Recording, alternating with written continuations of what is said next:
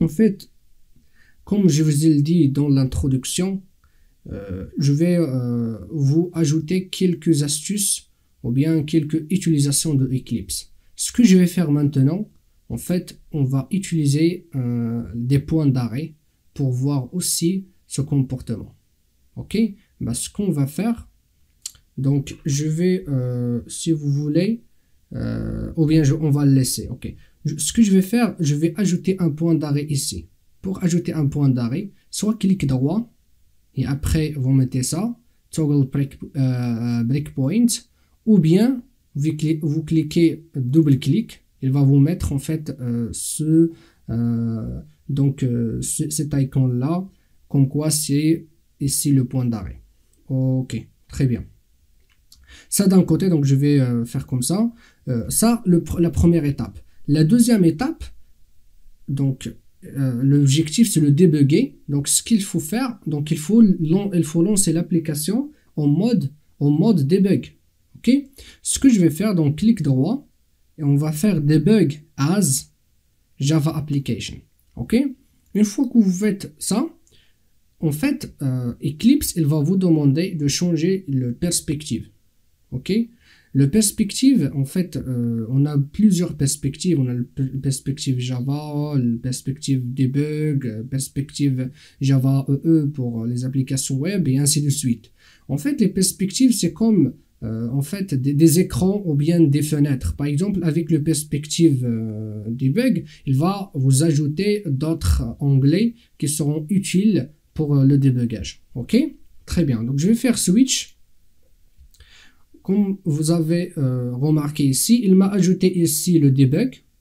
Vous voyez, il m'a ajouté ici les variables que j'ai en fait ici dans mon application ou bien dans mon fonction.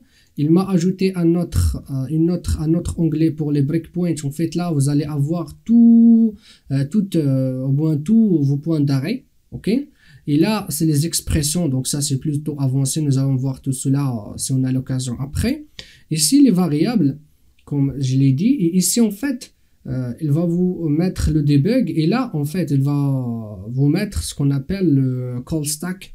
En fait, là, on a appelé par exemple notre application, il est sur un seul thread, et après il va appeler l'application ou bien la méthode main et ainsi de suite. Là, vous allez avoir en fait toute la chaîne jusqu'à où il y a le breakpoint. Ok, ça d'un côté. Ce qui est aussi important, c'est ici. Je vais commencer déjà par celui-là. En fait, celui-là, il vous permet de d'entrer dans une fonction. Par exemple, si vous faites mon objet point get, je dirais n'importe quoi, get labelé, en fait cette fonction elle va vous permettre d'entrer dans get labelé, ok, d'entrer à l'intérieur. Ça, il va vous passer à l'étape suivante, donc dans la même méthode. Par exemple, si je fais comme ça ici, il va me retourner ici. Très bien. Celui-là, c'est step return. En fait, il va vous sortir en fait de la méthode où vous êtes. Par exemple, si je mets comme ça, il va vous sortir du mail. Sauf ici, il n'est pas disponible. Ok, très bien. Et là, vous avez ce bouton ici. Parfois, c'est important et souvent, oui. En fait, là, il va vous retourner vers le breakpoint suivant s'il existe. S'il n'existe pas, il va donc exécuter votre programme à la fin. Ok, très bien. Donc nous dans notre cas on va utiliser plutôt on va utiliser celui-là. Ok, ça marche. Donc je vais cliquer là. Très bien. Donc il a exécuté cette ligne. Ok, il m'a affiché création du conteneur. Ensuite je vais cliquer. Donc là, ici, donc normalement, elle fait la création. Ok.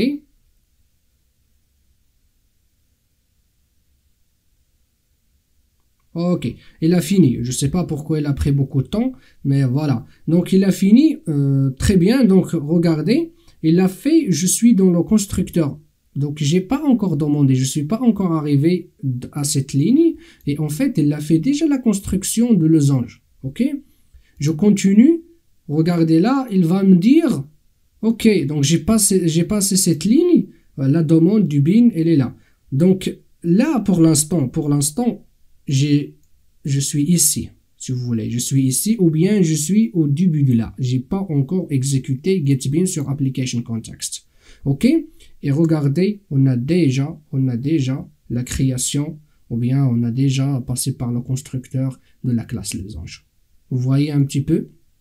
Très bien. Donc je vais passer maintenant. Voilà, donc là c'est le traitement. Après on a le getLabelé et ainsi de suite. Donc pour terminer, je vais cliquer là pour terminer l'exécution de ce breakpoint. Très bien. Donc voilà, je vous ai montré aussi une autre manière de débugger ou bien de voir le comportement de notre application. Je pense comme ça c'est mieux. Vous allez voir à quel instant donc il y avait la création du bin. Très très bien. Maintenant, comme vous voyez ici, vous avez beaucoup de fenêtres.